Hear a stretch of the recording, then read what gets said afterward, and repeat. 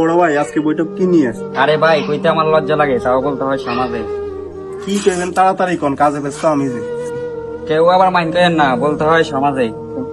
কন কন তাড়াতাড়ি কন, শুনতে আমরা আসছি যে। আজকালকার পোলা ভাইন করে কত কিছু, কি করে সেটা বলবেন নি আগে জেঠু।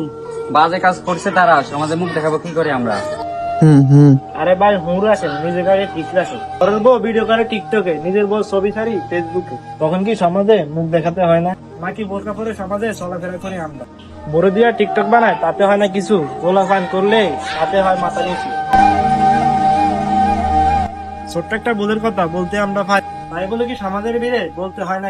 কিছু কিছু মানুষ আছে নিজেকে মনে করে বড়, অতীত নিয়ে টানলে হাঁটবে না কেউ পিছিয়ে। সমালোচনা করবে তারা, চায়ের দোকানে বসে দাঁড়া। অন্যের সংসার নষ্ট করে লাভ কি হয় তোমার ভাইয়া? তোকে বড় মনে করে কত কিছু। গোলা পান মিন করলে হয়ে যায় অনেক কিছু।